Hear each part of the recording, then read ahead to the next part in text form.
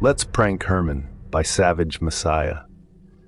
The blistering summer of 1933 had finally drawn to a close, and I found myself trudging back to Meadowbrook School for the first day of the new term.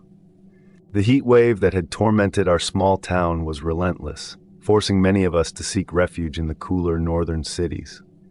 As I walked with my friends, we shared stories of icy lakes and shaded forests, trying to forget the oppressive heat we had just escaped. "Man, it was so cool up in Michigan," said Tommy, wiping sweat from his brow, even as the early morning sun already began to heat the air.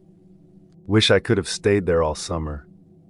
"Yeah, same here," chimed in Mary, adjusting her hat to shield her eyes. Anything to get away from this heat. As we neared the school, an overpowering stench hit us, stopping us in our tracks. It was a foul, putrid odor that made my stomach churn. "Ugh, what is that?" Tommy grimaced, covering his nose with his hand. "I don't know, but it's disgusting," Mary replied, her face twisted in revulsion.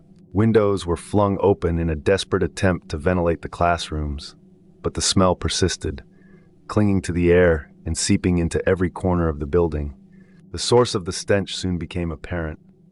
A sickening trail of slime and maggots led from the entrance, weaving through the hallways towards the old, decrepit outhouse at the far end of the playground. "Look at that," I said, pointing to the wriggling trail. "Where do you think it's coming from?" Whispers and uneasy glances spread among us.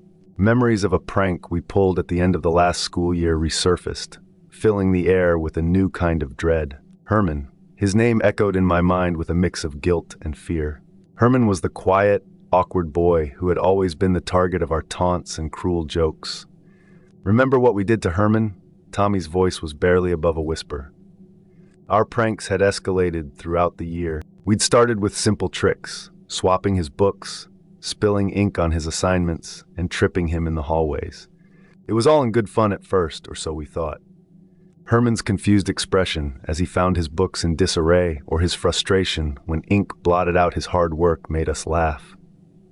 But as our boredom grew, so did our cruelty. Simple tricks weren't enough to satisfy us anymore. We rigged his desk to collapse in the middle of class, sending his belongings crashing to the floor while the rest of us burst into fits of laughter. Not satisfied with the shock on his face, we took it a step further and placed tacks on his chair, waiting in anticipation for the yelp of pain when he sat down. The sight of him jumping up, clutching his backside, only fueled our mean-spirited delight. Every prank seemed to top the last, and we reveled in our own cleverness. It wasn't long before we started stealing his lunch every day, leaving him to endure hunger along with our mockery. We'd watch from a distance as he searched his bag in confusion, then dejection, and finally resigned himself to going without food. Herman's misery became our entertainment. We drew on his locker, covering it with insults and crude drawings. We'd sneak into the classroom early to hide his school supplies, forcing him to scramble and beg for help from teachers and classmates who often ignored him. We replaced the water in his bottle with vinegar and laughed as he spit it out, coughing and wiping his mouth. One day, we poured glue into his shoes during gym class, making them impossible to put on. Herman's desperate attempts to scrape out the sticky mess only made us laugh harder. We even orchestrated a fake love letter, making him believe someone actually liked him. When he found out it was a joke, his crushed expression stayed with us for days, giving us something to chuckle about whenever we got bored. Each prank was met with uproarious laughter, feeding our need for entertainment at Herman's expense.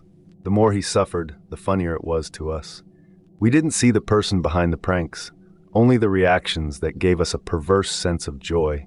It was just another way to pass the long school days. "Oh no," Mary breathed, her eyes wide with realization. "You don't think." On the last day before the summer break, one of us said, "Let's prank Herman." It must have been the joy of seeing the end of a school year, or knowing we'll be by the lake without a worry. So why not? One last time. Tommy and I approached him during recess, our voices dripping with feigned sincerity. "Hey Herman, we think someone wrote something with your name on it. It's in one of the outhouses," I said, trying to sound excited. "You should check it out." Herman, angry of his name being publicly made fun of again, raced to the outhouse. As he stepped inside the dim, stifling space, we quickly slammed the door shut and locked it from the outside. His confused protests quickly turned to desperate pounding and pleas for release, but we just laughed and walked away, leaving him trapped in the sweltering darkness. We had locked the door and walked away, laughing as he pounded on the door and shouted for release. In the chaos of the end-of-year excitement and the rush to escape the oppressive heat, a realization suddenly washed over all of us. Everyone had forgotten about Herman. As the grim procession of students and teachers followed the trail to the outhouse, a horrific realization began to dawn on me. The trail of slime and maggots led us all in a slow, dreadful march across the schoolyard, each step weighed down by a growing sense of foreboding. Whispers spread through the crowd like wildfire, students and teachers alike exchanging fearful glances and murmuring speculations.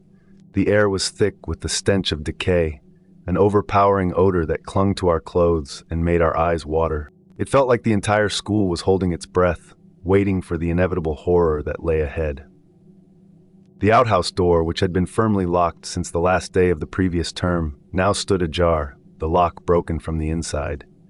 This detail struck me like a physical blow, a chilling reminder of the desperate struggle that must have taken place within. With a trembling hand, the headmaster, a stern man who rarely showed emotion, pushed the door fully open. The hinges creaked loudly in the oppressive silence, and I could feel my heart pounding in my chest as if it might burst. Inside, Herman's body lay crumpled on the floor, his once vibrant eyes now hollow and lifeless.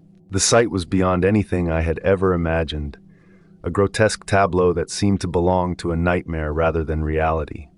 His clothes, now tattered and stained, hung loosely on his emaciated frame. The stench was unbearable, a nauseating mix of decay and death that filled the small space and spilled out into the yard, causing several students to gag and turn away. It was clear that Herman had tried to survive, the deep bite marks on his arms and legs, a testament to his desperate struggle. His fingernails were broken and bloody, evidence of his attempts to claw his way out of the locked outhouse. The realization hit me like a tidal wave, drowning me in guilt and horror. Herman had been alive in there, fighting for his life while we went about our summer, blissfully unaware of his suffering. But what truly horrified me was the sight of countless maggots crawling over his remains, hatching from the eggs laid by the flies that had infested his body. The maggots squirmed and writhed, a living carpet of decay that covered every inch of his flesh. They had begun to escape the confines of the outhouse, their slimy trail marking their path of liberation as they ventured into the outside world. I stood paralyzed with terror and remorse, unable to tear my eyes away from the gruesome scene. Our prank, which had seemed harmless at the time, had turned into a nightmare beyond our worst imaginings. The laughter and jokes that had once filled the air were now replaced by a heavy silence, broken only by the occasional sob or retch from the gathered crowd. "Oh my God," Mary whispered, tears streaming down her face. "We did this. We have to tell someone," Tommy stammered, his face as pale as a ghost.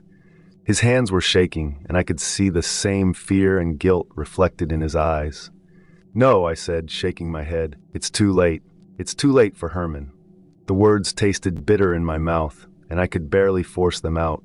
The reality of what we had done was sinking in, and it was a weight I wasn't sure I could bear. As the school bell tolled the beginning of a new term, it felt more like a funeral bell. We had crossed a line and there was no going back. "Look," Mary shouted, written on the door in Herman's blood, "All you can eat." Everyone gasped in total revulsion. Many of us, especially the faculty, threw up. I couldn't help but laugh inside. Looks like Herman pulled the final prank on us.